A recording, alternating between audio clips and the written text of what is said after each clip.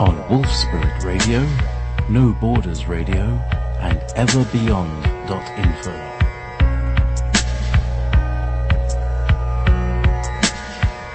Be prepared to leave your belief systems behind as we go beyond teachers, beyond gurus, beyond duality, ever beyond, beyond, beyond, beyond, beyond.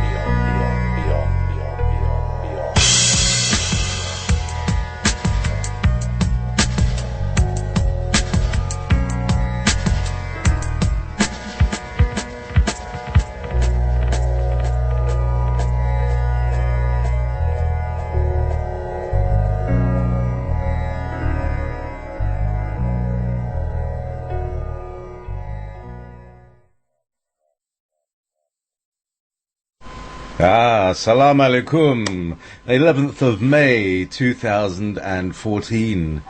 Time whizzes by, it seems. Here we are. It's the middle of May now. It's unbelievable. Anyway, so tonight I have a very special returning guest. He's been on before. We've had a good old crack. We're from UK. We're in the kingdom, in the Union. Oh, well, not really. We're on the islands. The Union is just a construct, and we're in the parts of ancient Atlantis that they now call Greater Britain, and you're on the other side of a border of some. It's like that. Borders it's just imaginary. You're certainly on the other side of the water there, and on the west coast. But I'm very, very pleased to have Thomas Sheridan on this evening. Good afternoon. Good evening, Thomas. It's afternoon in America, but it's evening here. So, hi, JayPee. Great to be back. I just walked myself down a verbal cul-de-sac there. So. Correction, I'm not in the Union. You're not in the Union, no. I'm just over the border in the Republic. That's right. We're in unity consciousness, though. Yeah, exactly. Yeah, the right kind of union. So, you've just written a book. We've also, between the last time we spoke and this time, we've uncovered a whole lot more about the control system, with our own little bits and pieces. We'll go into that later. But what I find was an interesting synchronicity is that I played randomly a show that I recorded last year with my co-host Katie Galanti, and we were talking, and she mentioned the title of your book, Walpurgis Night. So let's go there. It's a Finnish festival, like Beltane or something, isn't it? Yeah, it's Nordic, but the Finnish were very much into pushing it. In fact, it was actually kind of a Christian thing as well. But ultimately, it's just almost like, Beltane, as we know in the Celtic countries, is the veil between when the world's, the festivals of fire. That's a major festival at that time at the beginning of spring. But Walpurgis Night, and Walpurgis actually takes in both Beltane and the day before April 30th. So it's April 30th, the night of April 30th at sundown until May 1st. It's all the same festival. Now, in the Nordic tradition, in the Celtic tradition, it's about the purification and the beginning of the year. So, like in Ireland and Scotland and the Celtic countries, the Gaelic countries actually, they used to drive their cattle through fire. Not they wouldn't burn them, but through they were like flaming rows of fire, and then the people would follow, and the idea was that when you'd walk between these two columns of fire, you were purified, and all the diseases of the winter were gone, and it was you were clean, and the cattle were clean, and the landscape was clean, and it was a beginning of a fresh new beginning. This would have been more akin to their new year. It makes more sense that the new year actually happens now. The Finns and the Nordic people came out with Walpurgis, which was the similar idea.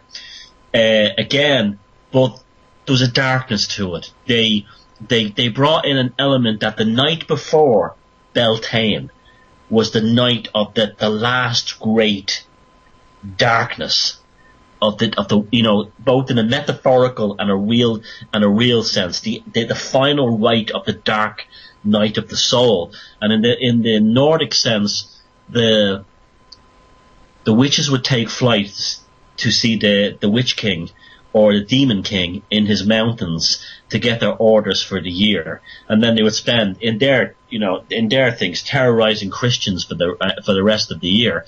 But it goes back actually much deeper. It's really about the darkness before the storm in a psychic level.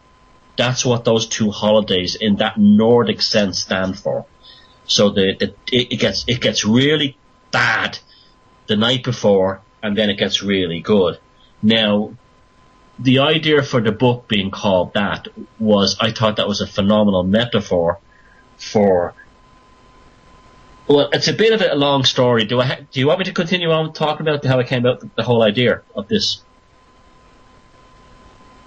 Well, yeah. I mean, Yeah. we got plenty of time, so just go for it. If I'm rambling, let me know. But I'll just give you a quick prod, yeah.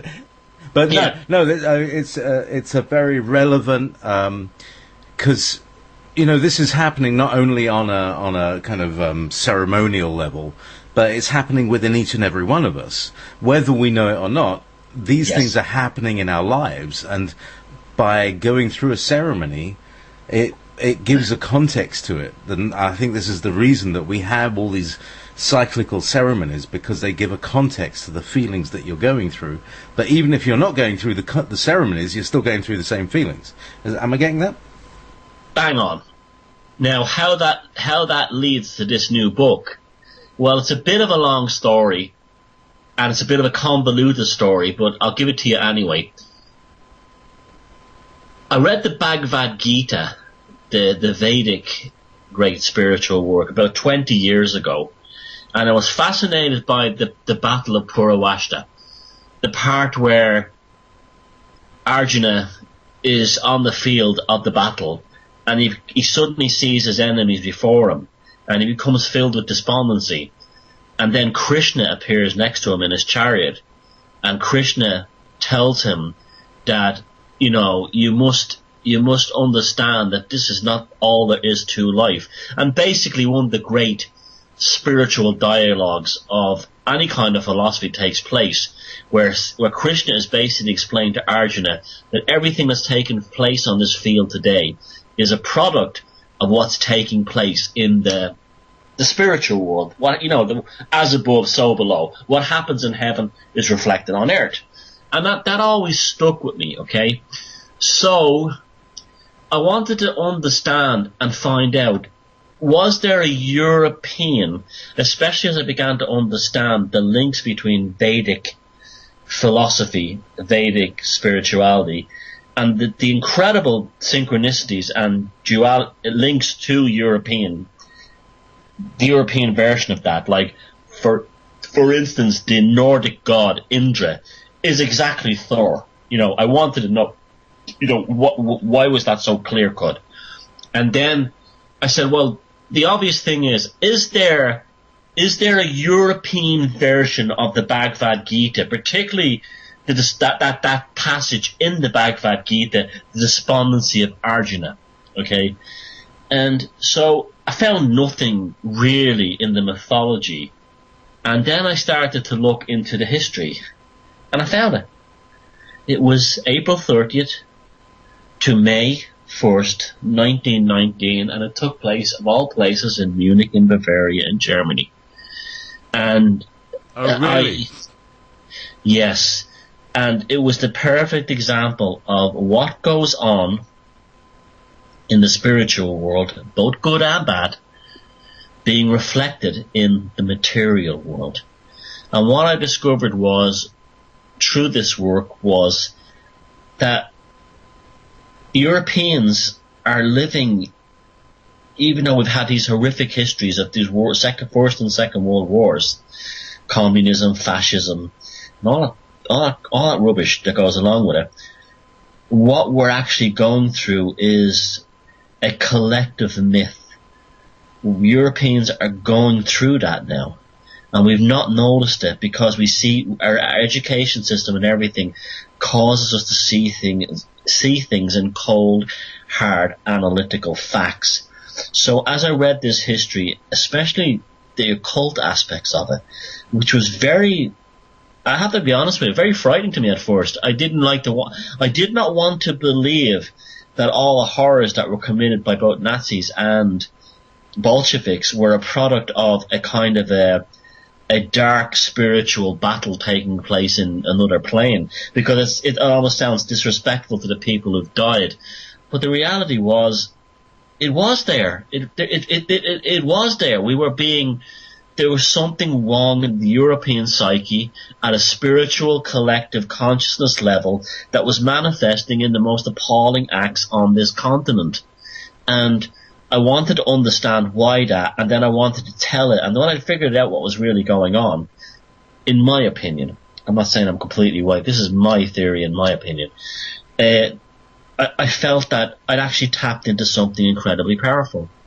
And the more I looked at academic histories of that particular period, leading up to 1919, and then the rise of National Socialism, but also the rise of the Bolsheviks in Eastern Europe, I was starting to see a lot of those kind of synchronicities and realities that there's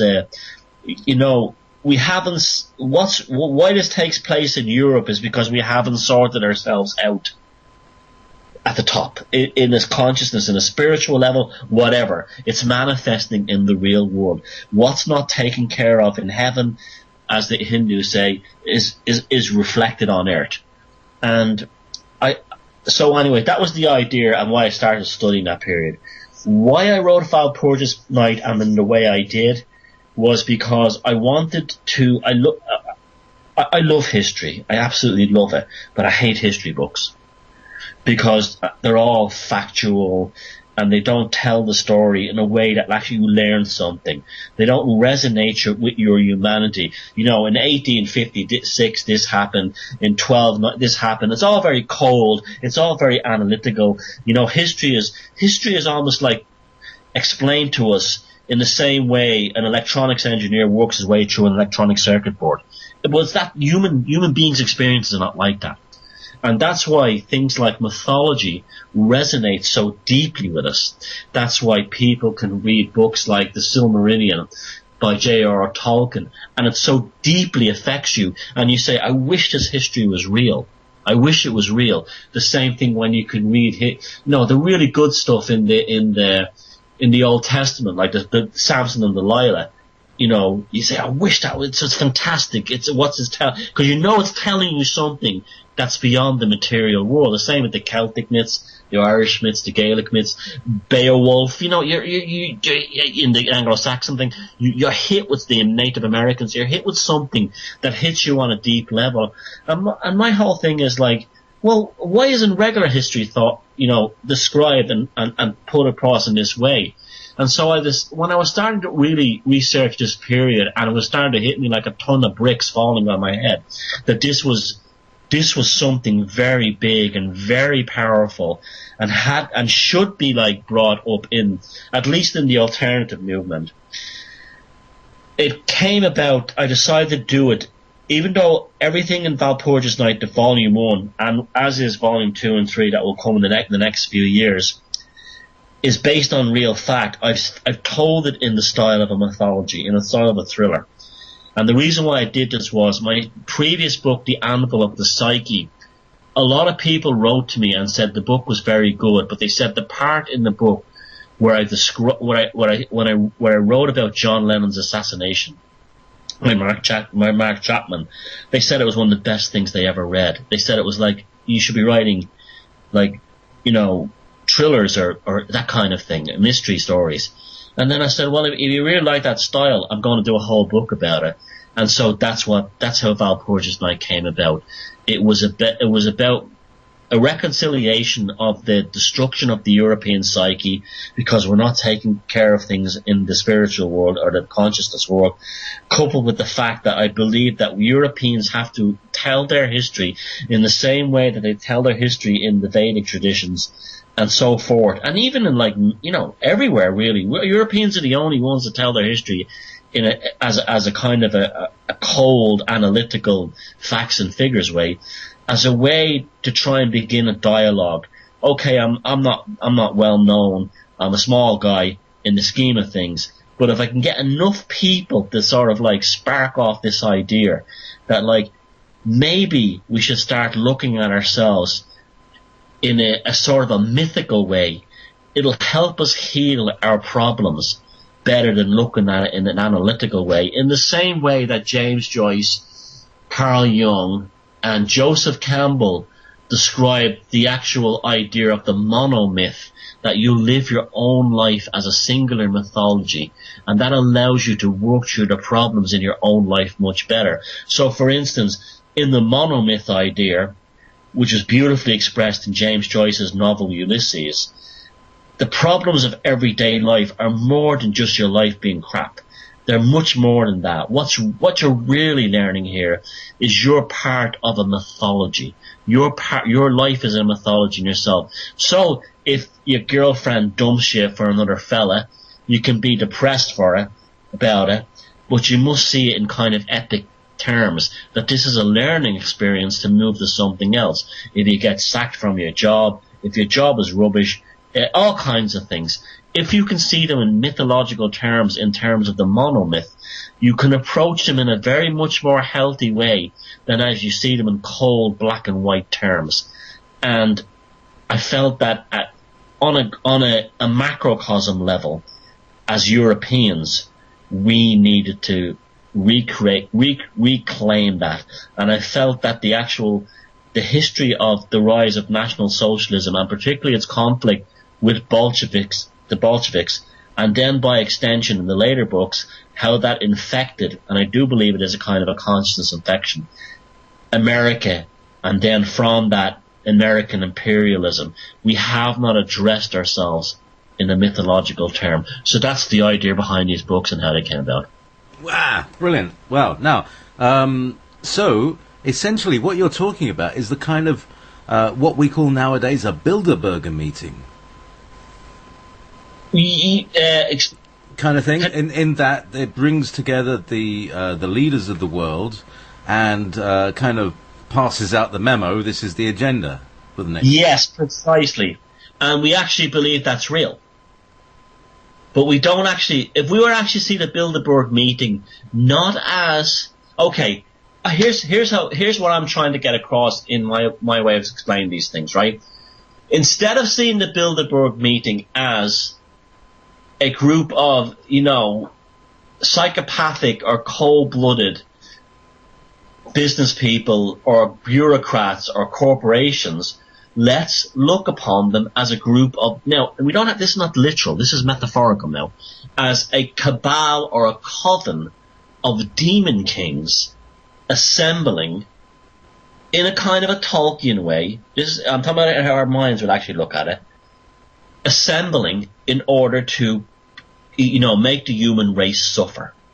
So we sort of take them out of the cold business world and we put them into a mythological framework. And from that, we have a way to fight them. Because I can tell you, JayPee, and everyone else, you're not going to beat the Bilderbergs by seeing them in cold analytical terms and saying, we'll smash the system by going down there and protesting, waving a few flags.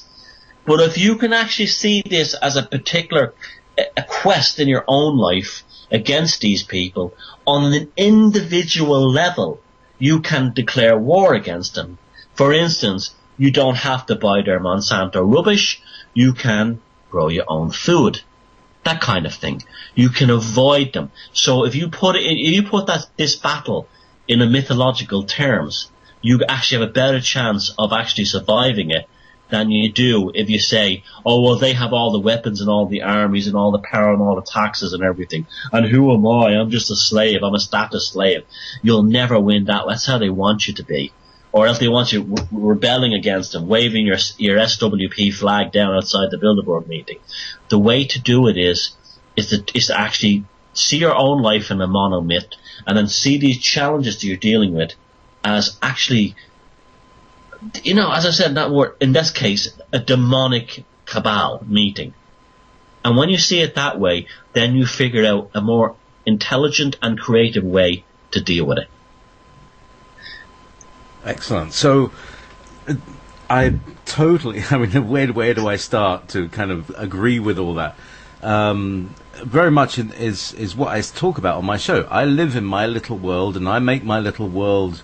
You know, I have my little world dramas. And I was, talking in the last show. This is a year ago, and I was having drains coming unblocked, or drains blocking up, and all sorts of stuff coming through. I remember you talking about that, yeah. Yeah. So those, to me, that's part of my battling. And, since last year, I've also given up eating meat, which means I'm unfunding the death industry, which is what I've been, this is what is causing us the problem, the death industry, the industry that runs from Monsanto all the way to Raytheon and arms companies, Everything is about creating death and dealing with its aftermath, i.e. Halliburton rebuilding things, or the story. So my way of doing it is to unfund the death industry and fund the seeds industry. Make my own seeds and that. And I think I'm actually benefiting physically from it. I look better. I feel better. I've lost weight. I've lost maybe about 2 stone so far. You definitely sound better. Yeah, you're a lot more buzzier and chipper than you were like last time we spoke. Yeah, well, I mean, we have bad days. I still have had a 9-day headache, but that's normal. Life is black and white. It's not all parties. Yeah, that's right. So anyway, we were talking about the Bilderbergers, and he said, "What about? I'd like to." Tribal said, "I'd like to build a burger." I thought, "How about having a Bilderberger burger by mincing them all up?" But anyway, can I just ask you a question then? I remember when you said that to me last time, that you were having all kinds of problem with your drainage system, and I wasn't sure if you were talking in metaphor or in reality. Was your septic tank backed up or something like that? Yeah, what happened was the tank has an overspill that goes into a yard, and the yard had a very ancient ceramic drain pipe that a tractor had driven over, and it was catching on the loo paper, and it was blocking up. So it was actually about 100 yards away from me where the actual problem had happened. But he basically dug out all the drains, so that is future-proofed the drain system for at least for a good 5-10 years. Let me ask you another question, right? So there was a physical problem with your drainage system. While that was going on, did you have recurring problems or issues in your own life from, say, that you were dealing with emotionally? I would say that there was drainage is about being able to throughput, being able to get rid of waste and all that stuff. So losing weight is that, you're getting rid of toxins, and sometimes you can't get rid of all of them at the same time, and I think that's probably about it. Take things a little more slowly and subtly, and not being in a hurry. I can tell you for a fact, not just myself, but other people, when we were going through an emotional crisis in a family, or in a home, or in a relationship, I can tell you for a fact appliances break down. They stop working. Anything electrical, you'll have more breaks, your oven will burn out, your hair dryers will go, your TV will pack in, your computer will pack in. I found that very common story over the years. If there was a lot of emotional energy that wasn't being resolved in the home, appliances would break down, because the flow of energy was not passing through the appliance. That's right. It's not grounding out. I was actually talking to somebody the other day, and when they have a polished crystal, because of their rapport with it, they don't ground out the crystal. They charge the thing up and they blow up.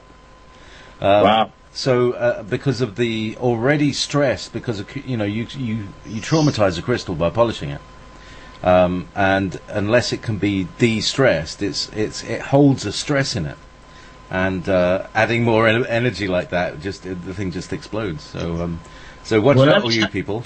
Let me tell you something that happened about I don't know how long, about 6 months ago, I had a radio show on Sunday nights on Type 1, and I did a special where an investigation I'd done into Jimmy Savile being a serial killer was done that on the air that live that night, and the show was did very well for me, and I actually put a lot of evidence together to show that actually Savile, and I do believe this sincerely, was involved with Sutcliffe, the Yorkshire Ripper. Oh yeah, let's go there because I've got more info on that.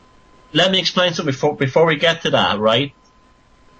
The day after I did that show, my internet failed, right? And I have the junction box on the wall here, which is the phone in one line, the internet line the other. And I couldn't. The phone calls were scratchy, and the internet wasn't working. So I called up the local telecom company here. They came out, and your man opened up the box. The engineer opened up the box in my house now, the one on the wall. And he said to me, was the house hit by lightning the other day? And I says, no. And he showed me the circuit board, and it was fried. Fried? It was fried. Wow. Excellent. Yeah. And I don't know, and it was like that's what, and he says to me, I've never seen anything like this in my life. Are you sure sure the house wasn't hit by lightning? I says, lightning never happens around here unless in summer. And that's it. You get it's still rare, and the house has never been hit, or even a tree nearby has never been hit. Actually, the tree in the yard was hit about 10 years ago, a tall one, but that was very, very rare, and it definitely wasn't hit by lightning that night. And so isn't that interesting too? The same kind of idea. Awesome. Well, I'm my trade, my profession, at one time was IT. I worked in universities, and I basically did I've done helplines all my life, and rebuilt computers and all this stuff. And so I've got quite an awareness of computers since 1980. Personal computers. And when personal computers first started happening, I found that people divided into three groups. People had no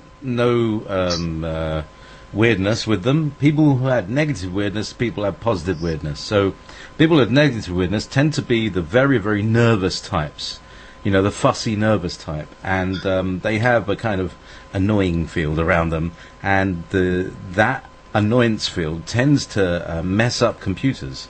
And I've got the opposite. Like a kind of an edgy, yes, nebbishy kind of thing. Nebbishy, yeah. People who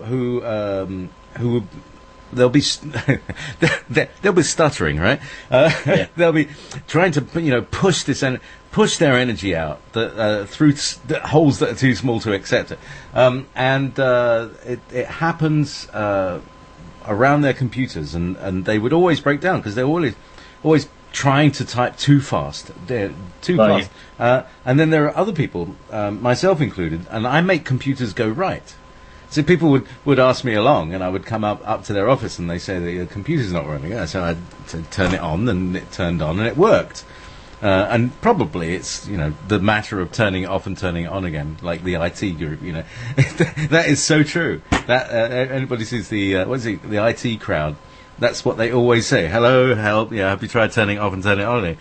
It's because that's the best thing to do with a computer if it goes wrong. So yeah, so I found this kind of three groups of people who are affected positively, or people who affect machines positively, people who affect machines negatively, and people within the middle of the bell curve where everything's normal. Yeah, but do you have electrical?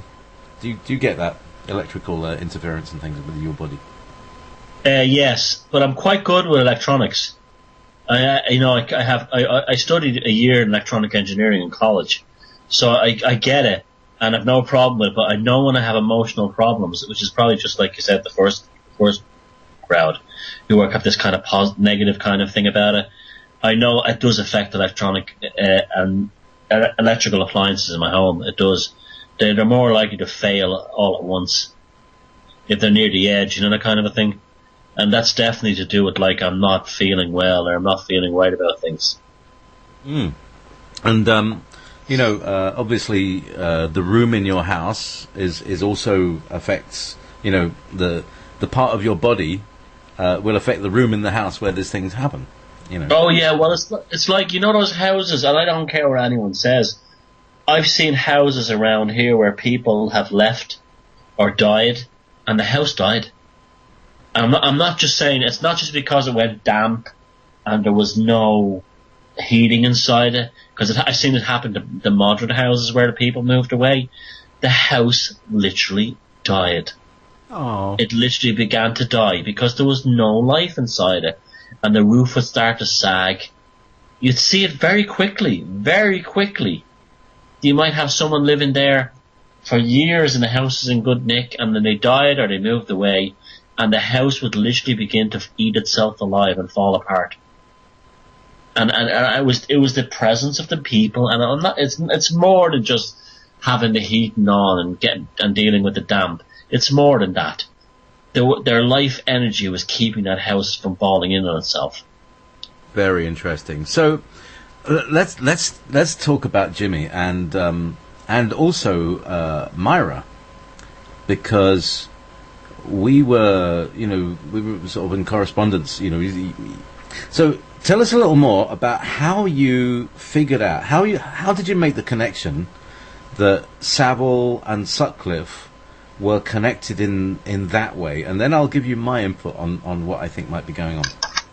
Well, I had David J. Yallop's book, a fantastic investigative journalist from the 70s and 80s. He wrote a book called Pure Evil about the history of the Ripper case, the Yorkshire Ripper case, with Sutcliffe as it was going on. So he was there on the ground. The book's a very good read, by the way. He was like an embedded journalist before that term became popular within the South Yorkshire and West Yorkshire police force. And he was monitoring the case as it was going on and as the latter murders happened. And he described in the book a case that was being thrown into absolute and total chaos by the cops. And he said Sutcliffe was definitely the murderer, but he believed that there was somebody else, and that somebody else was somebody the cops did not want to catch, right? So that was interesting to me at first. I read that book years ago, by the way, long before the Savile stuff came out. Now, when this started to glue together for me was when that what was his name? Thoreau, that guy, Louis Thoreau. Louis Thoreau, yeah. Had that TV show where he spent the week with famous celebrities in there, and he was with Jimmy Savile. This is back in the 90s now, and I was over in my mate's house, and we were drinking coffee and watching this, and I'm looking at Savile now. This is when I started to really study the psychopath stuff, but there wasn't a lot of stuff out there, so I was mostly reading criminal profiling things and those kinds of books, like by detectives and criminal profiles, dealing with things like serial killers, because that was the only hard evidence you could get. And I'm sitting there watching Savile. Now, I never liked Savile as a kid anyway. I never liked those TV shows. And I'm watching it, and he's over his apartment, and what struck me was the first thing he says was, he says, "Women are brain damage." Oh yeah, I remember that. I saw this show. Yeah. And the second that was said, after he showed the mother's clothes, no, it was later on. As soon as he said that, I said to my mate as a joke, "He's a fucking serial killer." And my mate burst out laughing. And he says, "How do you know?" I says, "That's a giveaway. Women are brain damaged." That's a very strange thing to say. And then when they went to visit his mother's apartment, then they showed his bed, and his bed was called the altar. And that was creepy enough by itself. And even Louis Thoreau said, "What happens on altars, Jimmy? People are sacrificed." And then they went to his mother's house in Scarborough, and he had all her frocks and gowns, the Duchess as he called her, all perfectly preserved. And I was looking at this, and I said, and even my mate said to me, "It's like Norman Bates, isn't it?" And I says, "I'm telling you, that guy is a serial killer, right?" And then I said, he's killed people, I'm telling you. Or else he's watched it or something like that. And he was laughing at me, my friend. And then when the Savile stuff came out, and he goes, the Operation U-Tree things, just after he died, conveniently, and he was saying to me, "You really had Savile nailed. I think you're right. I think he might have been more than just a kiddie fiddler. There must be or a groper. There was a sex offender. There's something going on there." And he says to me, "Do you remember when he said that? When he said women are brain damaged?" And I says, "Yeah, I don't know why I said that, but it reminds me of something." And then I went through my books and I found the David A. Yallop book on Sutcliffe, the Yorkshire Ripper. And I remembered that the murders had been committed by hitting the women on the back of the head with a ball end hammer, the hammer that's used by metal workers to hammer sheet metal into shape. It's a very specific type of hammer. It doesn't have a claw on the back for removing nails as a ball. And that's what Sutcliffe used it. But I can tell you for a fact, it's very difficult. I was talking to a friend who was a Scotland Yard detective, and he said it's very difficult to kill a human being. They will, when they want to live, they will do everything to live. And no matter how strong the person is doing it. And I never understood how Sutcliffe was able to kill these women so easily. And then I looked through the book and found out that one of the murders literally took place behind Savile's apartment in Leeds. Another one took place on the grounds of the Royal Infirmary Hospital in Manchester, where Savile used to do his quote-unquote charity work, which is having sex with dead bodies in the morgue. And then it hit me. The two of them are together. And then to my amazement, the Daily Mirror produces a photograph of a picture of Savile introducing the boxer Frank Bruno to Sutcliffe in Broadmoor Hospital. And then it just all fell into place for me then. And then I looked at the maps, studied the timelines, and came to the conclusion, that's why I call him the 666 killer, because the murders had taken long place from I think the M6, the M26, and the M6. Right across a board, a line from Preston down through Manchester, across to Leeds, and all those towns in between, like Halifax, and I think there was one in, I have the map there somewhere, but those towns around that area. So even calling him the Yorkshire Ripper was a diversion, because some of the murders happened in Lancashire, in around Manchester, and coupled with the fact that Yallop had come to the conclusion that there was somebody else involved, even though Sutcliffe had done it, and the police investigation was thrown into chaos in order to protect this person. Now, there was a TV show in the set at that time, the late 70s, called Man Alive, which is that's a weird enough as itself. It went up there to, I think it went to Sheffield, was it? So one of those cities up there in Yorkshire, and they had met with both the West Yorkshire and the South Yorkshire police, and they came to the same conclusion, that the cops were deliberately throwing the investigation into chaos, and they couldn't understand why. And the reason was they were protecting Jimmy Savile. And I've taken a lot of flack for this, but I've no doubt about it, that the day will come when Jimmy Savile will be implicated as an accomplice with Peter Sutcliffe, with the Yorkshire Ripper, and it will happen. I know it for a fact. The two of them were working together in the late 70s in that part of England. And the more I look at it, even now, even though it kind of gives me the creeps, the nights that the murders happened, Savile was definitely not on either Top of the Pops or his other show. So this is absolutely fascinating material, Thomas, but I think it gets even deeper. Because, okay, we know several things. We know that Savile called his mother the Duchess. Yeah. We also know that people who do this kind of thing don't tend to come from the lower classes. Nope. And we've also learned that the bloodline find and look after their own. I am thinking that the Duchess was an illegitimate daughter of one of the of a bloodline, Well, if you were right here now, I'd slap you a high five. You're absolutely right.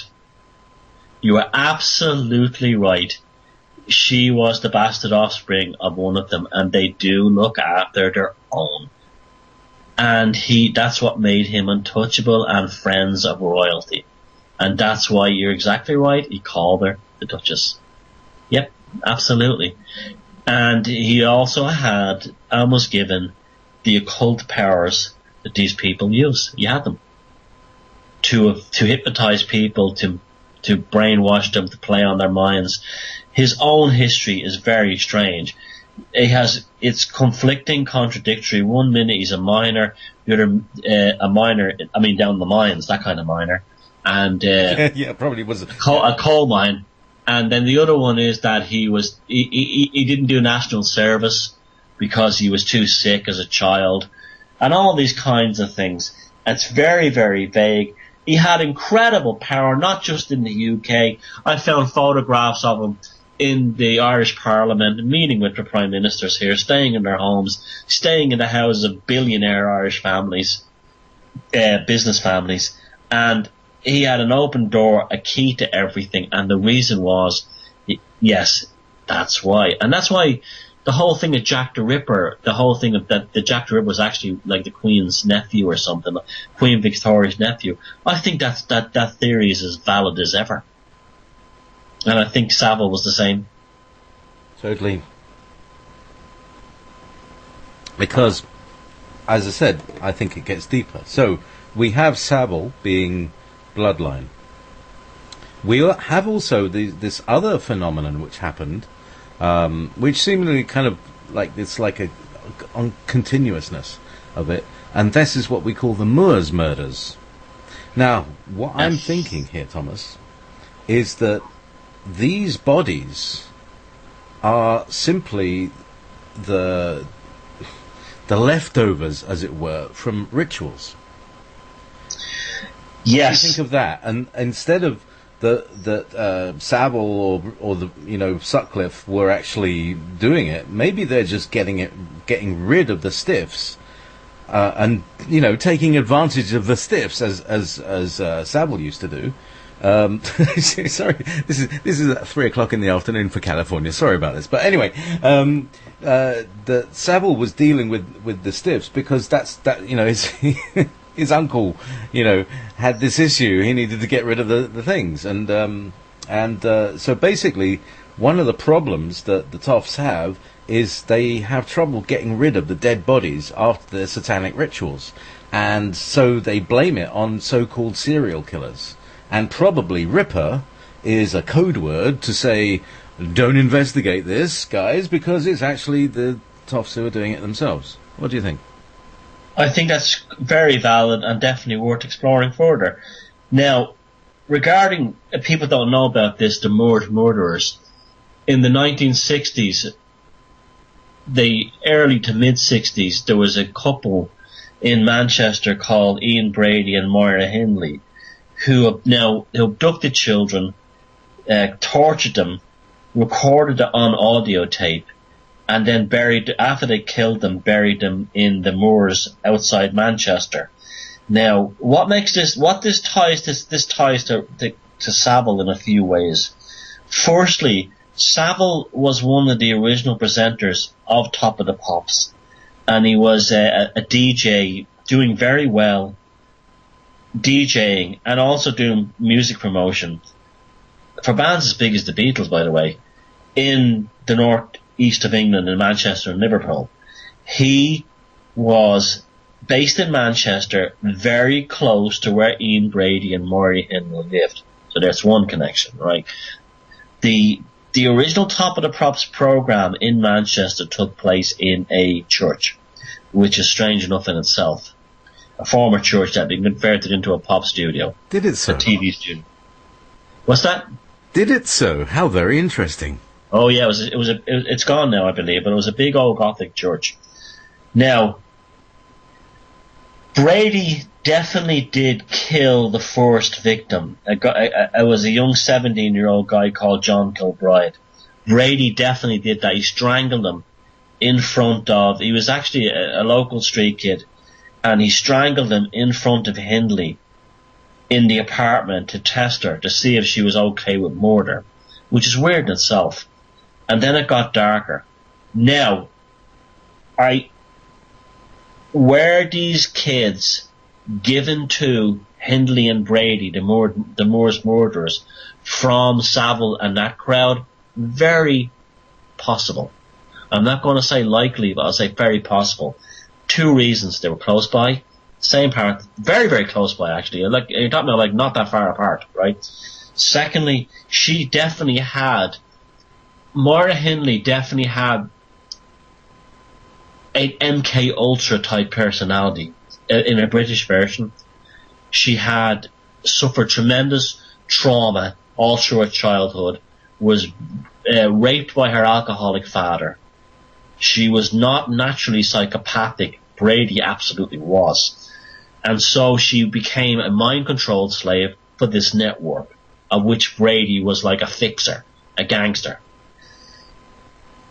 I also think, and I know this sounds mad to a lot of people, that Jimmy Savile modelled his physical image on Maura Hindley's infamous arrest photograph when she was arrested by the cops in Manchester.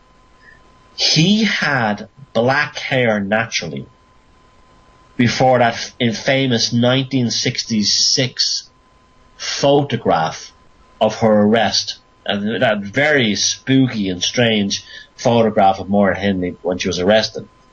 Savile had black hair before that.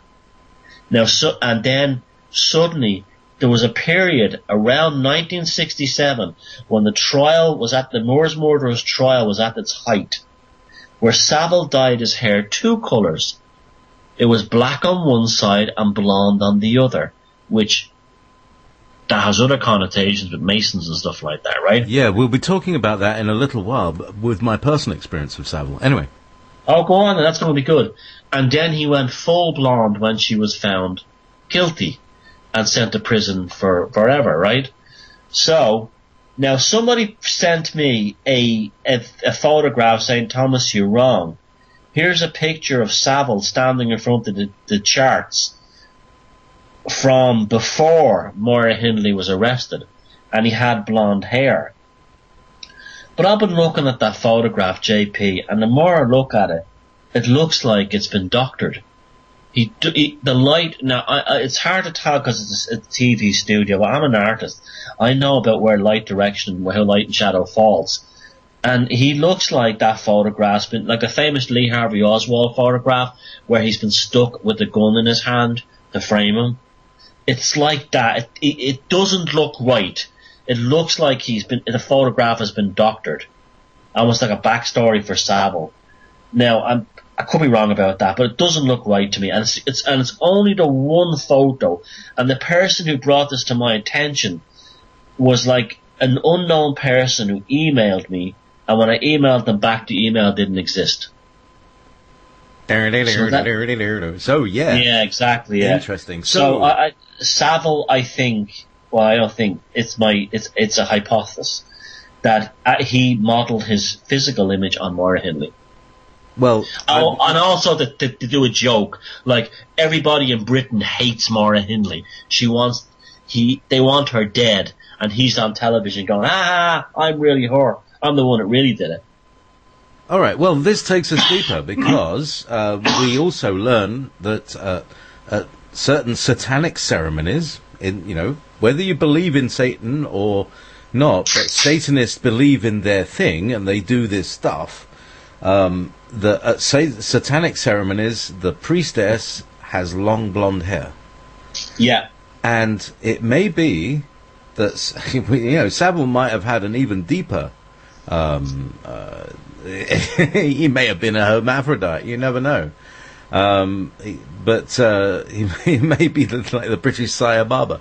Anyway, long story. But that Savile had that he became my hypothesis is that Hindley, before her arrest, was made the priestess, and then Savile took over, and so he could have had his hair blonde at that moment. This sounds even weird. Like, if you want to get weirder than your weird theory, this is weird where weird takes off and becomes weirder. Well, it's even nothing surprises me anymore. Yeah, tell me. You know, like, was Savile a black magician, right? Well, okay, he had a wand. That was a cigar. You ever notice that? The cigar, that was his wand, right? So he did. He had his magical words. The energy, right? And what did you... The jingle, jangle, jingle, jangle, jingle, jangle. Right, we know that. That's actually a spell. Abracadabra, always on Jimmy Savile. Abracadabra, alakazam, jingle, jangle. And you know, like, he had this incredible power. And then, it ties up with so many other things. You had Cyril Smith, right? Another notorious paedophile, right? Okay, well, hang on. Cyril Smith, we have to describe it to our American viewers, is the kind of Rob Ford of British politics. He's dead now, isn't he? But yeah, he died about a couple of years ago. And probably from eating too much. That's probably why. I mean, he was like... there are several. They're, enormous, like, tick-like beings. He was like... do you remember that Jabba the Hutt. That movie Dune, the book's Dune. Yeah, there was the head of one of the planets, and he was this huge guy. Baron Harkonnen. Yes, and he would consume young boys. That's what Cyril Smith was like. Holy crap! Yeah, he just kind of ripped the blood cord out of them, and they would just bleed out. While he was raping them. Yeah. Harkonnen used to rape them while killing them to harvest their life energy. Exactly. Cyril Smith was like that. Yeah, and it's like tick. It's like a tick, the deer tick. So we've talked about that as well. But anyway, let's see. We may go down that dark corridor, but we may just stay on the upper levels here. So Thomas, we're looking at Savile and we're looking at Hindley, and we're looking at this bloodline with their predilection for raping and killing beings, young beings, virgins, basically children. I think when they say virgins, they mean children. So if we actually say children and not virgins, which makes things a lot more, it puts things into place. Because you think of a virgin, you think of a girl, or you think of a 40-year-old virgin, have all these connotations about it. But if you say a child, you know exactly what you're talking about. Well, go on. Back to the Cyril Smith thing. The reason why I interject that in there is because he was the MP for Rochdale, which is a town in Greater Manchester, just outside the city. And when he was the MP there was a thing called the Satanic Scare, the Satanic Panic, where two social workers in Rochdale heard stories of children saying that they were being molested by men dressed as a devil, who gave them wine and chocolates and sweets and molested them. And these two social workers went out and basically fingered all their parents and said their parents were involved in a satanic child abuse ritual.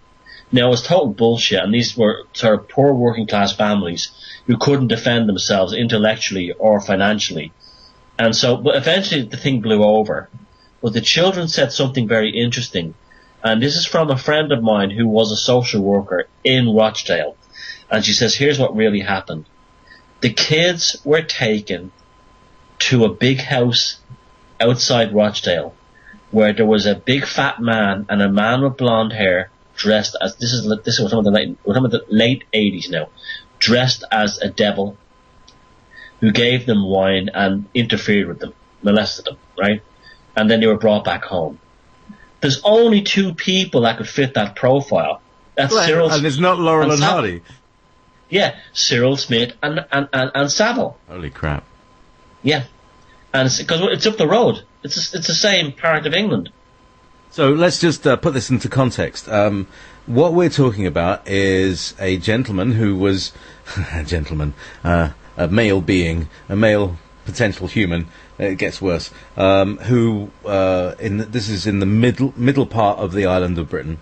and actually where like Oasis come from, and all these great bands, and also this, and they called it the Dark Satanic Mills.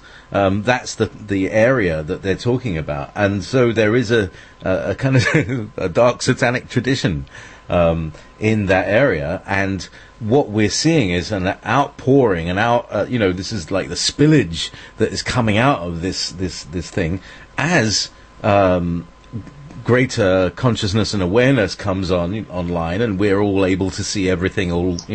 We can tune into satellites and we can see what's going on in real time and all this stuff, or near real time at least. But what we're seeing is a gradual uncovering of the darkness that is what hides behind and purports to be the people who are so-called in authority to us. And so we're beginning to see the dismantling and the destruction of authority and institution, but it could be giving way to simply corporation and brand loyalty, brand religion.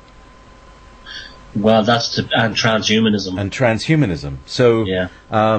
We'll go there in the next segment. I think we'll take a little break in a minute, and I'm going to play Talking Head Psycho Killer. Mwahaha. Anyway, so yes, hello.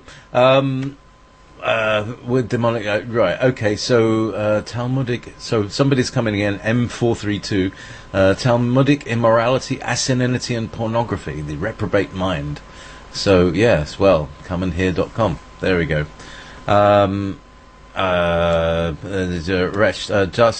Joris Demnink. Right. So we have a Dutch listener here. Could Mr. Sheridan give his vision on this guy, who is Mr. PR Newswire? I'll give you the link there, Thomas, so you can have a look at that. Maybe Thomas will have a look at that after the show, Swami, after the break. Thank you for listening. We are Ever Beyond on Wolf Spirit Radio and everbeyondradio.com. And here's a little break. Let's Psycho Killer. Yeah, what else?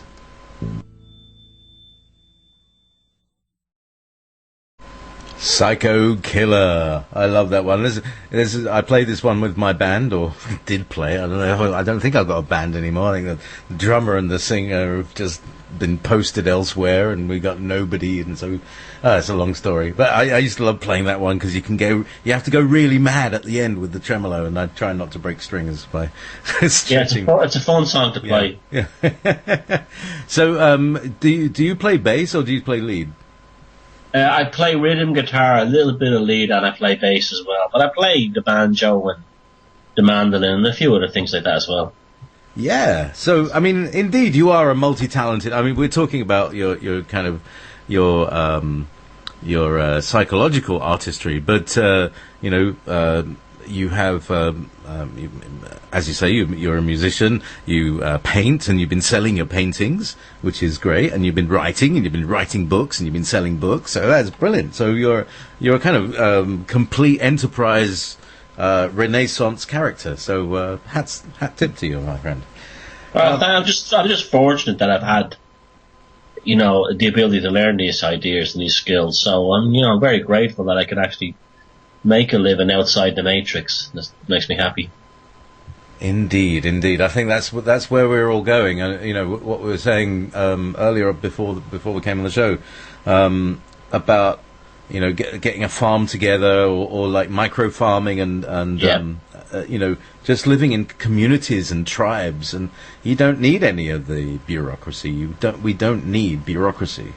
It just makes things. Huh. Because the only reason we have cities is to feed the bureaucracy. So if we didn't have bureaucracy, we wouldn't need to feed this central beast, and everybody would have enough, because we wouldn't need to go anywhere because everybody has enough. Long story. So, where were we? Tell me about your. You said you had a personal experience of Savile.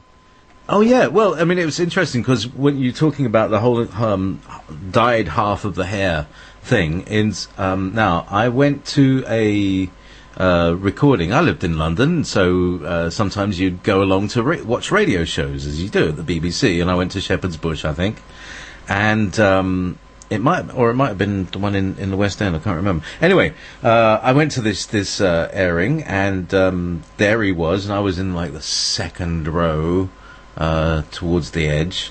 But there he was. So he was about like 30 feet from me, and he had half of his beard shaved off that night. Like, so one side was clean shaven, and the other half was shaven, and you saying this whole thing about the satanic rituals, isn't there something about having one half face and another half face? Is like, yeah, the Harlequin kind of thing, the split personality thing.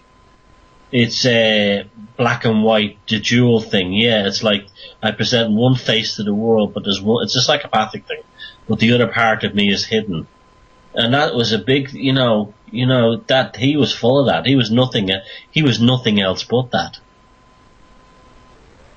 Exactly. Oh, this is very interesting, and it's great. We've got some British listeners here. And here's more. So, Dave from the UK, he was saying this is getting too weird. There have been a lot of synchronicities in the last few days. I have to say, more per square millimeter. I have to say there. Anyway, so.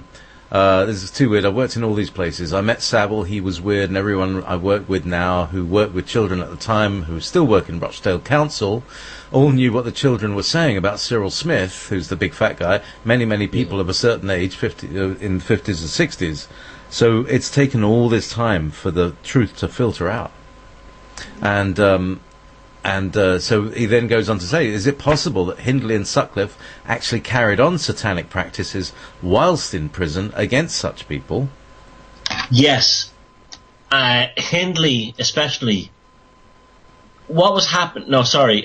Sutcliffe and Hindley were locked up in prison, and there's bodies that are still missing, right? And what's interesting about Hindley is you had all these like lords and toffs visiting her in the prison and saying she's a wonderful person, she should be released and all this kind of shit. Sorry, I don't know, of course, but all that kind of rubbish. Sorry, you can say shit, that's fine. Oh, okay. Relax. I didn't know it was on commercial. But anyway, she deliberately withheld the location of the two missing bodies of children's for two reasons. One, until the day she died, that was kind of like the black magic act. It gave her power. And two, it was because it would give Brady a sexual thrill. She was having black magic, sex magic with Brady by teasing the world about the location of the two bodies. And she was actually playing black magic sex games with him through the media. Now, when she died, he was ruthless describing her. Like, he said that she stitched me up, I'd be free now if it wasn't for her.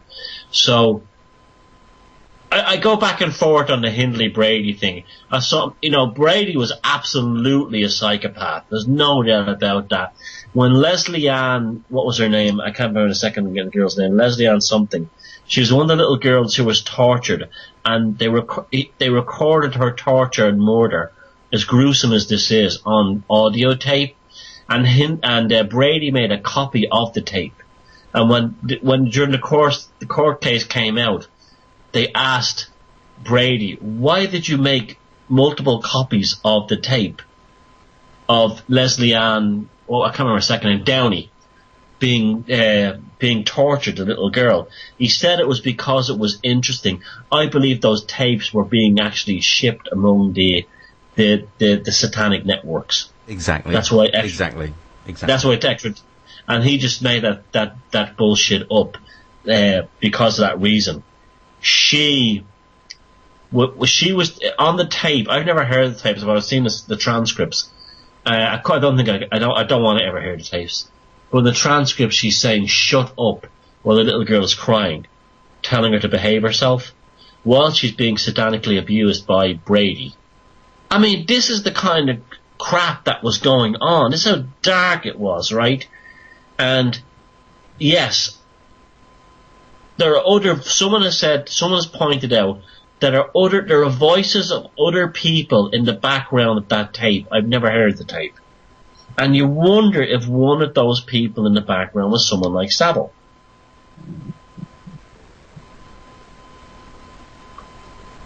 I imagine that there was quite a group there. Yeah. As horrible as that is to think about. Well, yeah, but see, it goes further. Are you aware of abledanger.net? I know the website. I don't visit it. Okay, well, the guy who there's two guys. There's one's a pilot, and the other guy he's been many things. His name's David Hawkins, but he has been talking about these worshipful guilds for a start, which is things that people don't know about. That these are groupings of all different professions and trades, trade guilds, and the patent network, and the network that is run by the lesbian, gay, transsexual set called FemComp Inc. Have you heard of FemComp? I have, yeah. Yeah.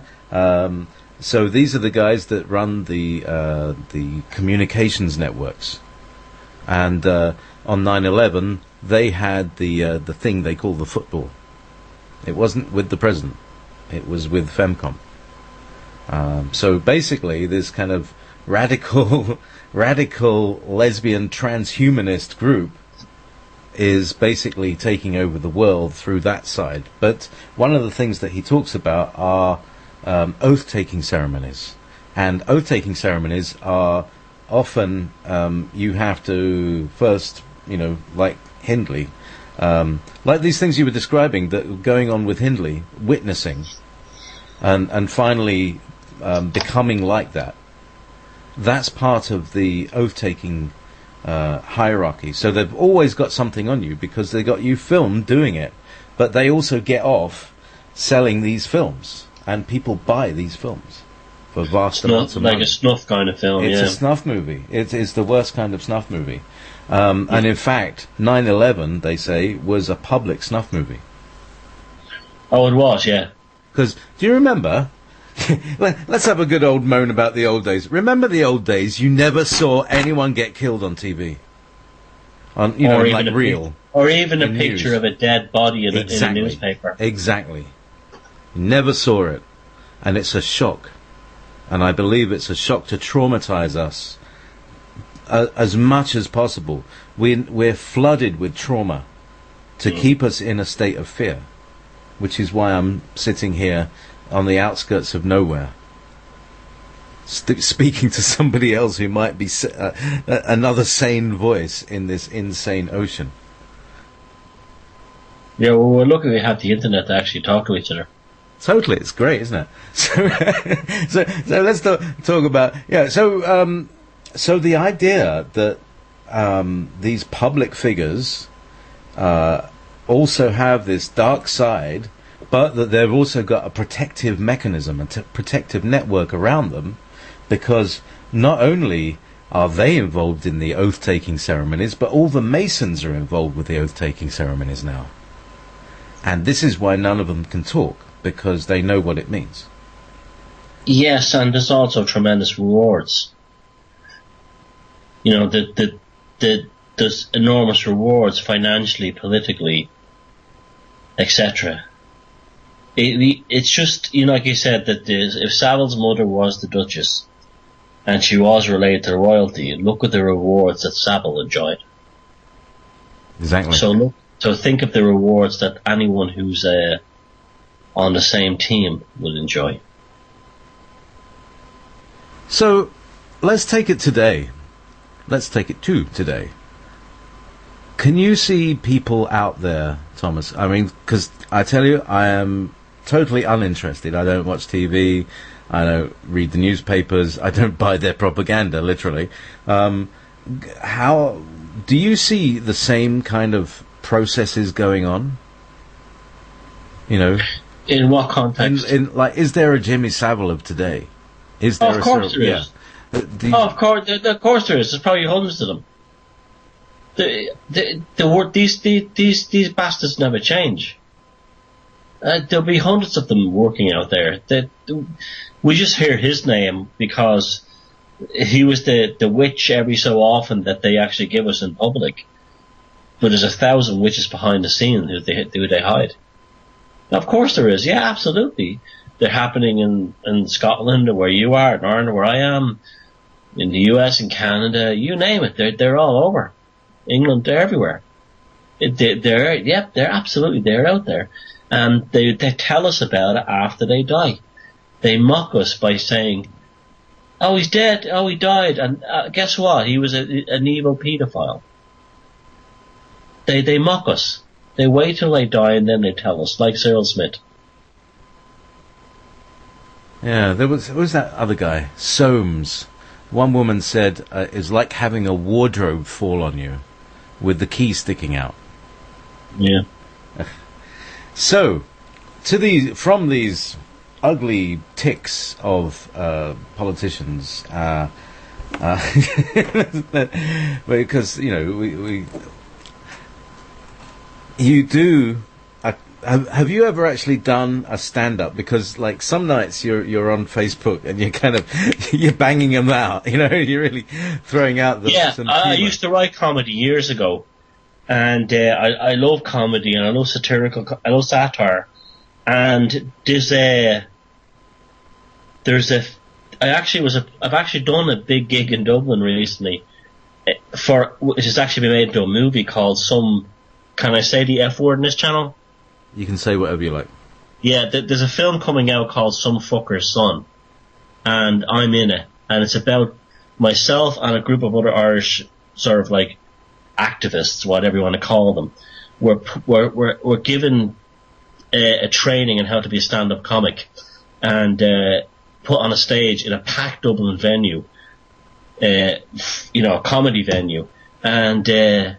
So I didn't tell them, but I'd done this before years ago, and so it was natural to me. No, I actually think that my health hasn't been the best in the last year or so, and I haven't been able to do talks and stuff like that. But I'm starting to feel better now.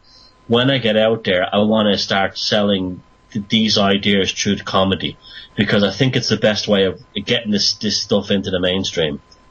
I think that's the best way to do it for now. I think you're right. I think they're following the Bill Hicks, Carlin kind of thing. I think that for now, the best way to get the stuff into the mainstream is through comedy and satire. Which I've been doing this for years now, and I want to actually take it to the next level, and what they call the truth movement, or whatever you want to call it. I want to get out there on stage and do it. Now, I know I'm good at it. I know I'm very good at writing funny jokes about it, but it's a great way. It's a brilliant way of delivering the truth. Oh, it certainly is. And people have got such love and respect for these icons, the Bill Hicks and the George Carlins, they're dead now. Who do we have? Russell Bland. Yes, he's very bought. And who else? Actually, who's that? There was an Australian guy who I quite liked. Yeah, he's good. Steve Hughes. Yeah. And Frankie Boyle, the Scottish chap, can be quite cutting as well. He's been quiet recently. Yeah, he's been sacked by the BBC basically for telling them that they're all paedophiles, which is actually true. And it's. And there's an American chap, Reginald D. Hunter. He's very good too. But there's definitely that's definitely something I want to do. I'd love to do a stand-up tour of like the UK, just like doing this stuff to try and pull in the mainstream. Excellent. Well, I mean, why don't you could get onto a Live at the Apollo or something like that. That would be well, that'd be. I doubt that, but I'd be happy to do it. I'd be delighted, just a club in front of 20 people. I'd be delighted with that. All right. Well, anyway, yeah, I'm sure you get a gig at Findhorn as well. Once your name's around, it's because people in the truth movement have often been abused, and life can get really serious. Yeah. And light is light, as far as I can see. Light is light in weight, it is light in colour, and it lightens the spirit.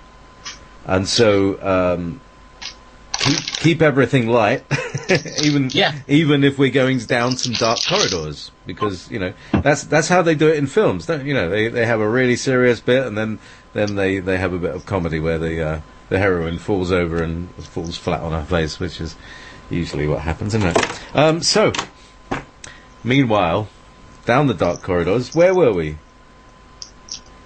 I asked you about Savile, and you told me that story. Oh, yes. And then a chap said something about Cyril Smith and Rochdale. Oh, yes. Yes. So, basically, there was you were talking about the children who had seen the fat man and the thin blonde man. Yeah. And all that. And then we also have M432 here saying arch-pedophile Jimmy Savile was a devout Zionist and an Israel supporter. Gilad Atzmon. I think he was I think he was just a classic psychopath in that he pretended to be everybody's friend to try and brown nose and manipulate people. I don't think he gave a shit about anyone. He was when he was in Ireland, he was a huge Hibernophile. He was like, everything Ireland is great, the Irish are great, blah, blah, I love Ireland, my favourite country in the world. Then he would go to Israel, I love Israel, he was a typical psychopath talking bollocks. That's really what he was. Brown-nosing people to try and win their trust. Talking bollocks. I've often wanted to... He didn't give a shit about the Middle East. It was just to make himself look, to big himself up.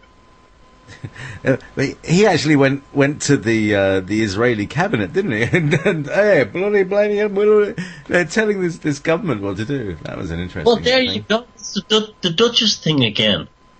He had if you're a member of royalty, you have the open door to all these parliaments. That's why he had the open door to the Irish Parliament, the British Parliament, the Israeli Parliament, and Australia, wherever country was popular in. The same bullshit. That's right. So he's so I think, and the other. All right. So let's talk more about Savile, because I when I look at something, I've tried to find as much as I can about all the whole side of it, and they're very interesting things, and they also link together with other stories. So there's this. Let's look at the thread that Savile had keys to Broadmoor, to Stoke Mandeville, which is a children's hospital for disabled children. Final injuries. I'm sorry? And also the Royal Infirmary in Manchester. And Haute de la Reine in Jersey. Yep. And the children, you name it. Wherever there was a children's home, Savile had a key, because he was a charity worker and he raised so much money for the children. Oh, think of the children. You don't want to let down the children. If you get me into trouble, think of the children. That's how he used to do it, didn't he? Oh, yeah, and he did raise a lot of money. It was a fantastic cover story. I also think that money was money that was made by criminal members of his satanic society. Yeah, and they probably channeled it into other things. Yep. So, wow. It's all right. In the chat room, calm down. Everybody calm down. Everybody's welcome. Doesn't matter. Let's not put the gun down and step away. So, what the heck is going on there? So, we're talking, I'm just having a look at the chatters and seeing what's going on here. And Two-Face,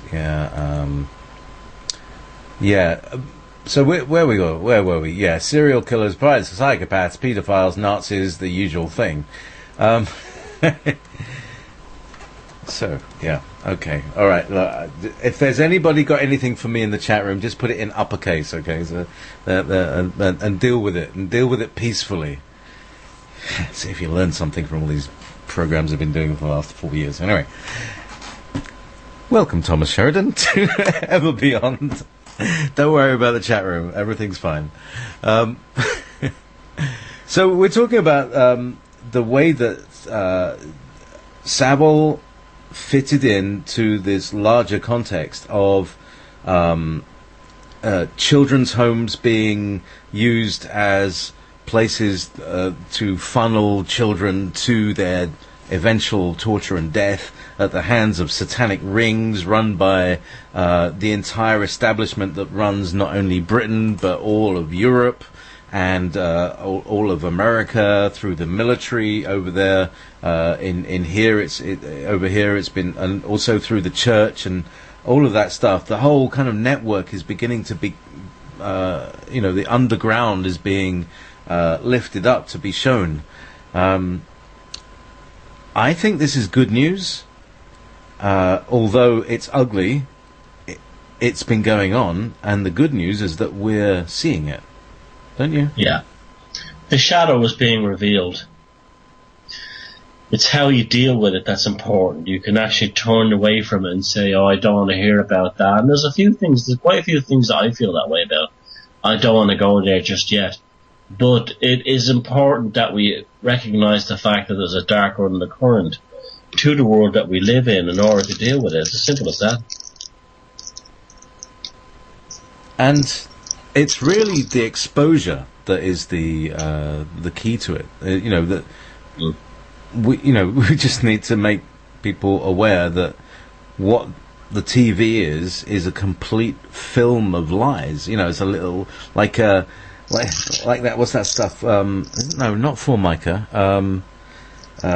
It's the plastic cover with the flowers on it that you stick over your wheelie bin. It's that plastic film that covers sticky over black plastic. Yeah. I'll remember the brand name in a minute. And whatever it is, it's like. But Formica is a good analogy too. Yeah. Exactly. So they call that the archonic overlay. Now, you were talking on another place about Walpurgis Night being that you went in with a kind of skeptical, wanting to debunk it kind of view. Yeah. Or was that another project of yours? No, that was true. I didn't believe the whole thing of that the elite were involved in the occult. I honestly didn't believe it. I thought that, okay, it sounds fantastic. Is it true or not? I don't believe so. I just think they're just criminal psychopaths and gangsters. And I went in, I said, well, what's the ultimate expression of the occult elite? And, well, it's Nazi Germany. That's really what it is. So I said, I'll start with Nazi Germany. I'll find out, is it really true that the Nazis were all tied up in the occult? And to my amazement, they were nothing else but the occult. They were tied up. They were tied up with all these things like the Thule Society and Ariosophy and Armanism and all these occult ideas that blossomed in Germany at the end of the Victorian era. And that's what they were. They were nothing else. Everything on top of that, from the bureaucracy to the militarization to the actual imperialism of the Third Reich, was based on these original occult ideas. And then I said, well, was it only Germany? And sure enough, I was wrong. It was everywhere. It was Soviet Union. It was America under the Bushes and the Skull and Bones Society 322. Yeah, I actually debunked myself in the end. And I have to admit that, yes, our leaders are, occultic psychopaths. That's the end of it. Yeah, I mean, if you were to say this like 20 years ago, that our leaders are satanic worshipping, paedophile murderers, and you look at David Cameron, you think, oh no, really? But then you look at the Bullingdon Club. Are you aware of the Bullingdon Club? I've heard the name. Tell me about it. All right, this is an interesting thing. This is something I got off the Able Danger guy, David Hawkins, right? And the Bullingdon Club is the same as the Skull and Bone Society, but the Bullingdon Club is the Oxford one, which was probably the original one. And they all have this, they wear this archaic form of dress. And you can see a photograph of Nat Rothschild, David Cameron, and, blonde, I can never remember his name. Boris Johnson, yeah. Oh, is this when they're all kids? Yeah, that when they were at Eton together. There's a creepy photograph. Yeah, and this photograph of them wearing this kind of black and white, really almost medieval looking or really weird looking suit kind of thing. Yeah, like a medieval waiter. That's right. Anyway, so this is the Bullingdon Club right now. Apparently, the Bullingdon Club has an oath-taking ceremony.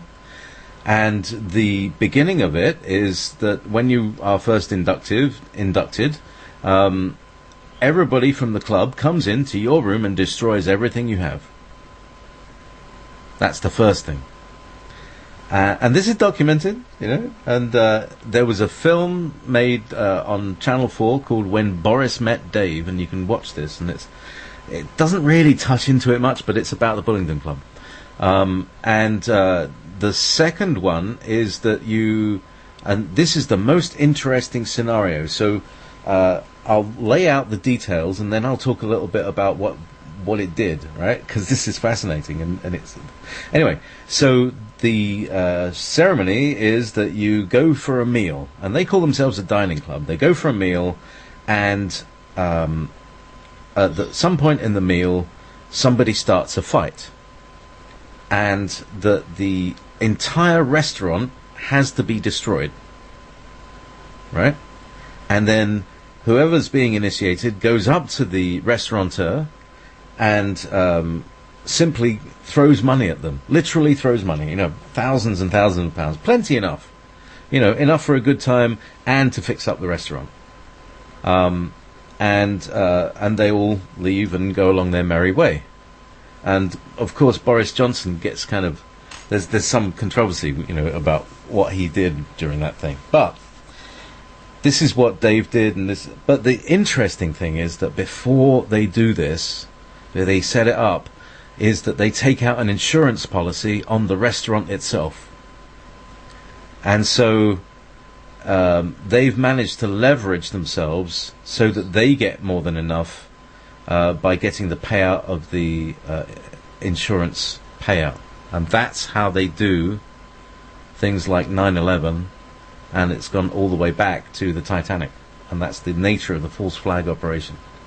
Do you see that? Wow. Yeah, that's deep. That's deep, it's subtle, but it's a model, and it's a modus operandi. So whenever you see like a big thing get destroyed, there's an insurance policy on that. And the insurance policy is paid out, the premiums are paid out by pension funds. And so the billions of money, this is how pension funds make money. They get put against these gambles, and generally the gambles don't happen, and people get there insured and pay off, and nothing really big happens. But say you insure two World Trade Centers to be destroyed, if they were being suddenly destroyed by a terrorist accident or a terrorist thing, and that they were to fall to a height of 1 story, and now that's really, really unlikely, yeah? Because if a tower block falls down, it's going to be like at least 10 stories worth, especially the World Trade Centers. So it was a really, like, an impossible thing for this thing to be triggered. Yeah. And yet, by the use of technologies, people are coming out. They use a beam weapon to basically vaporize the inside of the block. They use a nuclear weapon to make a big hole underneath, and they implode the thing down into itself, and so the insurance policy gets triggered, and the billions of dollars that were in the fireman pension fund all goes to Larry Silverstein. A good old-fashioned gangster protection racket. Absolutely, and it's gone all the way back to the Chicago Fire Service, which if you weren't a member of, they would let your fire. They would even set fire to your building. Oh, you weren't insured. Sorry, we couldn't put you out. Stuff happens like that, doesn't it? Incredible. So we see all these scams. You know, you're looking at our, you know, the palette of psychopath scams, and there aren't many, but they're creative in the way they apply them to us, because we don't see it coming. We never see it coming. Oh, they're very devious. Very, very devious. So he's saying, this is Dave saying here, are we saying here that the satanic stuff is actually a method of staying in control? We're essentially talking about the fabric of society. Yes, society is held together by satanic ritual. Would you agree, Thomas? In a sense, I would. If the term satanic, to me, is kind of it's just a metaphor. It just basically means, you know, you use the word satanic, it has connotations regarding the Bible and Satan and all this stuff. But to me personally, that's just a good term to describe these creatures that have absolutely no decency in them, and everything is just business. They're cold. They're cold. There's no heart to it. Yeah, no matter what background they come from, they're cold. It's just business. Interesting. Just calm down in the chat room. Just calm down. What's happening in the chat room? Well, there's a fellow in there who's you know, he knows how to run an IRC server and mess about. So look, just if everybody can just behave, I appreciate his questions or her questions. I don't know who they are. I'm very happy to take questions from him. He is taking interest. He's not being off topic. So please leave him alone. No, fair enough. Yeah. With that, I'm sorry, Thomas. That wasn't addressed to you at all. That was to the thing. So anyway, that's fine. Okay. So yeah, fabric of society. It's whatever it does. At the end of it, children are suffering. Well, we all are. And we all are, because we were all children at one time, weren't we? That's right. And childhood is extremely traumatic, no matter what. And so, yeah, it's true. At the end of it, we're all suffering. We're nothing more than cogs in a machine. We're nothing to them. We have to remember that. I always tell people, you know, the European elections are coming up. Who should I vote for? And I'm like, don't vote for any of them. They don't care about you. Like, what do you mean don't care about me? They do not care about you. The political system is not about you. You're nothing. You're nothing to them. And it's very difficult for people to understand that, because they've been raised from the time they were kids saying, oh, you must vote, or you must, you know, your great-grandparents, they fought for the right to vote. You have to vote, and you have to vote, and you have to do all this kind of thing. And it's very difficult to tell people that the political system is not about you. The government doesn't care about you. The politicians don't care about you. It's all about corporations. It's all about streamlining business. That's all it's about nothing else. And your vote is really like going down to, you know, when you work for a big corporation and you have these tokenistic sort of like human resource departments who fill you full of shit and bullshit about, like, you know, your part in this company is this, that, and the other. Well, that's all your governments are. They're the human resource department for the corporation that you live in, whatever that nation is called. And they give you this bullshit that, like, every 4 years you can take part in this, like, you know, this version of X Factor where you can clap for your favorite politician to represent you. But nothing ever changes. It's the same crap. It's very, very difficult to explain it to the average person, because they've been so hammered with this idea that you must vote for your political party, get who you want, it's, here we are tonight talking about Jimmy Savile and Cyril Smith and satanic child abuse. That's, before we even get to that, to discuss with the average person the fact that the electrical system means nothing. The electoral system means nothing. Is difficult enough for the average person to deal with. That shows you how these bastards have had society sewn up. That they create these mirages, and this mirage is democracy. This mirage is the media. This mirage is television. This mirage is law and order. And 90% of society believes it without question. That's how devious they are.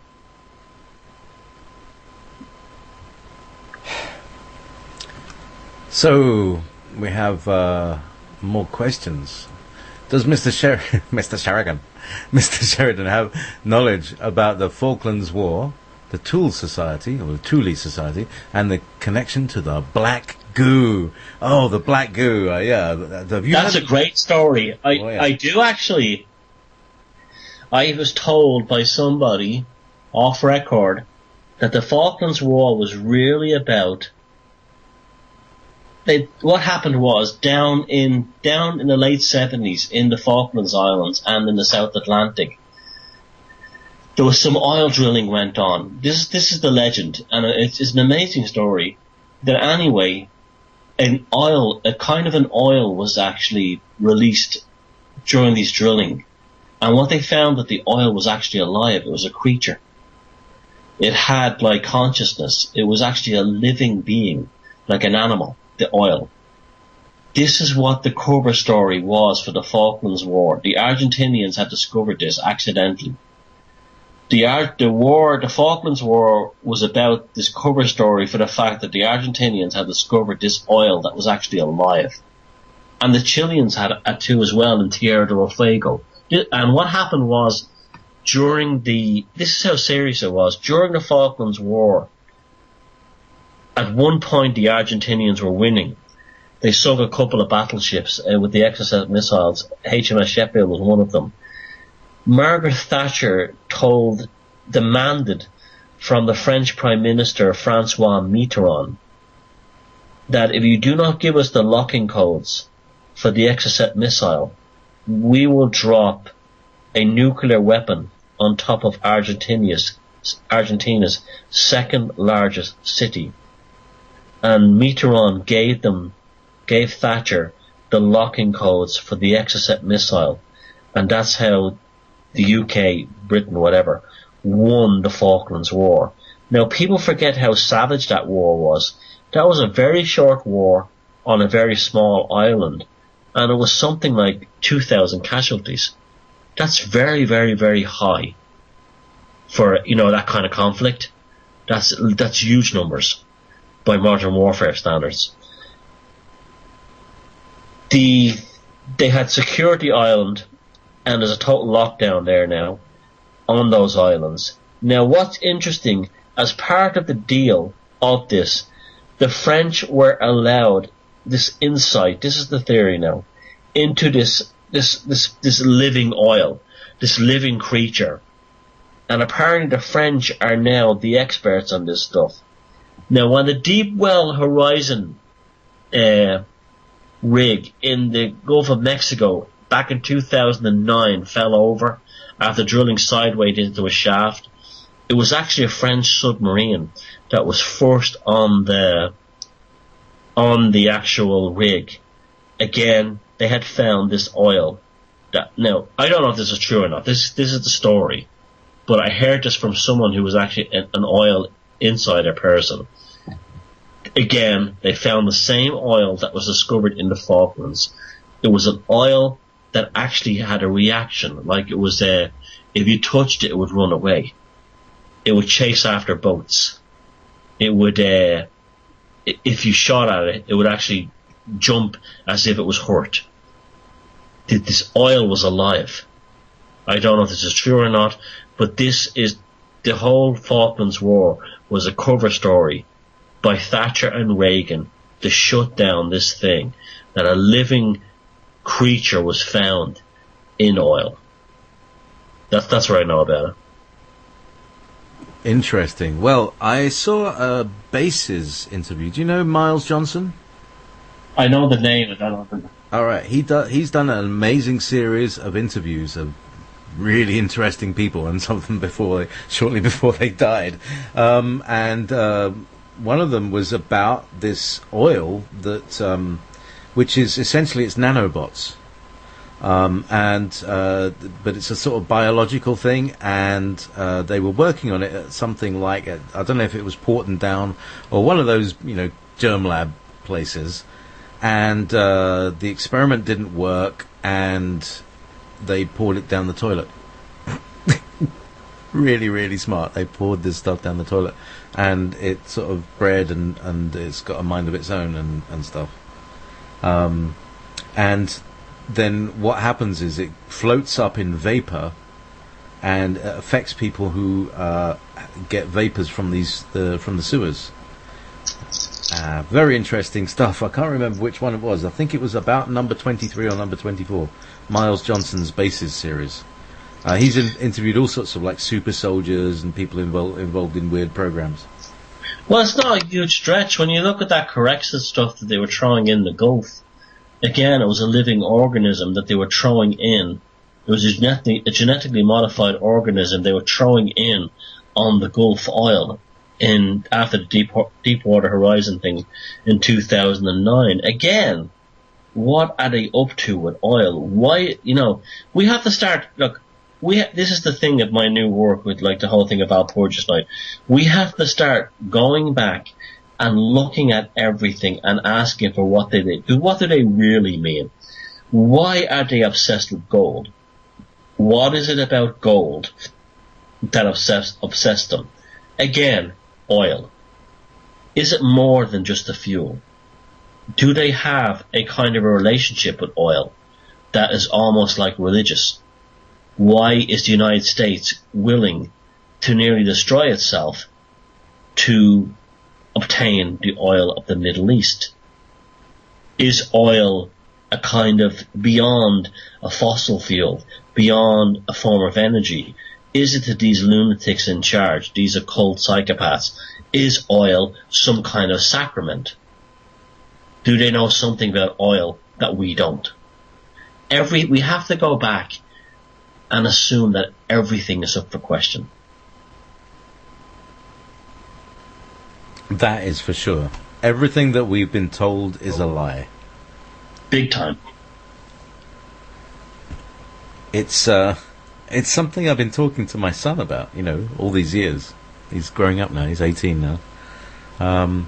And it's very interesting because his mother is very, what's the word? Establishmentarian. Conservative. Yeah, very conservative. Yeah. She used to be a hippie until she had the child. And anyway, long story. So he's got this other side. It's like really wanting to find out the truth of stuff. So it'd be an interesting expression because he's going to be making movies. He's already started making movies and photographing things. So it'll be interesting to see how he expresses all that. But it is part of an exposure of the truth of the trauma that these classes go through. But it all comes down to the trauma of the sort of central core of the establishment, which you've kind of identified as just going through my list of P words, but psychopaths. But everybody's got a P word for the same people, and these people are, as you say, they're puzzling people. We don't understand them because they're not like us. No, they're completely different. We have to. This is the whole issue again. We have to understand that these people who run the world, not all of them, but the ones who are not psychopaths, unfortunately become infected by them, whatever this infection of consciousness is. And we have to realize that you cannot debate reason or meet them halfway because it's a completely different form of consciousness. Reason is, and there's no there's no persuasion through emotional. You can't say, they can't do. You can't do to them what they do to us, which is persuade through an emotional plea. You can't even make them understand it. You could say, you cannot torture these people here. They're human beings with families. And their families, if you kill them, their families will be heartbroken. They'll miss them. They can't even get that. They'll be like, what are you on about? They're nobodies. They're like used cheeseburger cartons. This is literally what we're dealing with. These are a different form of humanity that sees the rest of us as units, as human resources, as waste products to be used and then discarded. So when they reduce humanity as a whole, apart from themselves, to this level, what you're dealing with are people that can kill without, it's like the whole Joseph Stalin thing. One death is a tragedy, a million deaths are a statistic. That's a psychopathic mind. So, Thomas, fascinating conversation. I'd like to thank you for walking down these dark corridors, accompanying me with humour and with courage.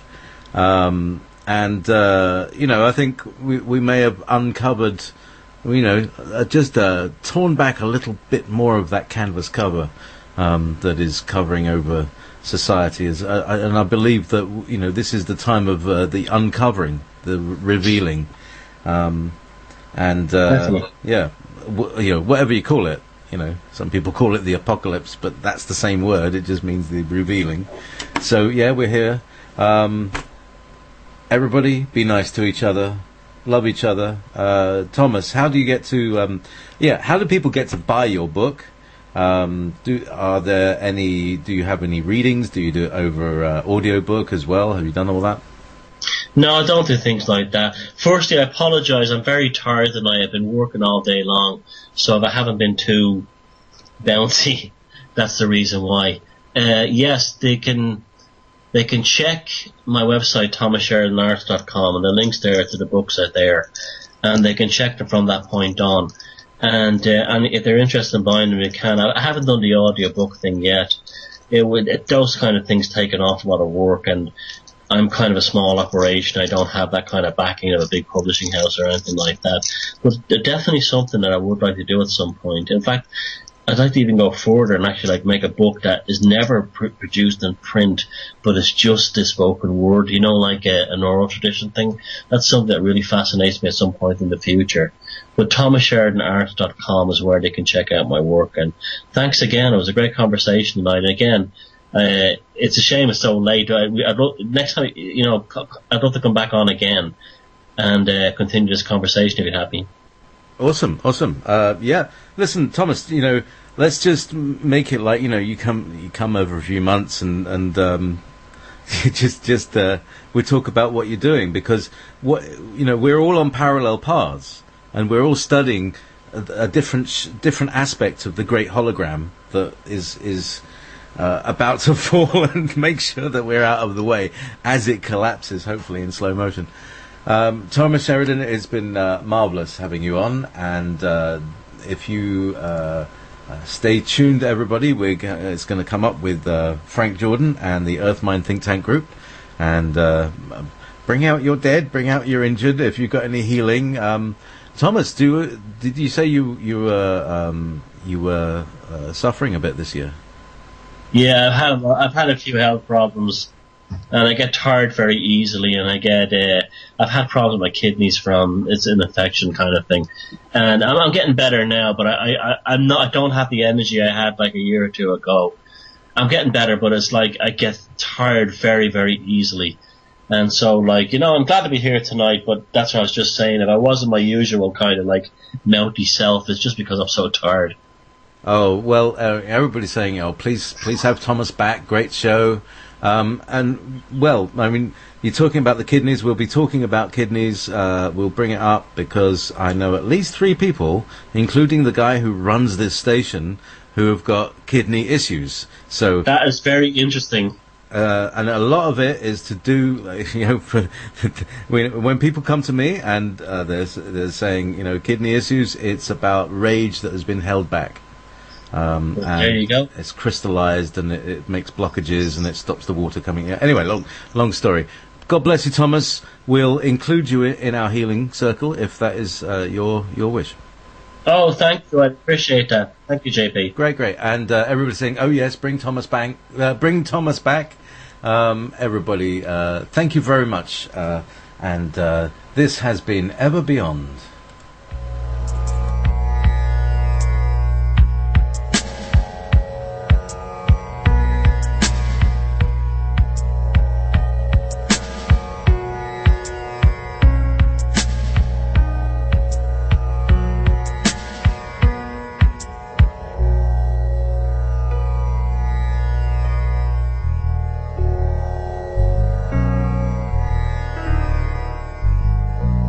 Beyond.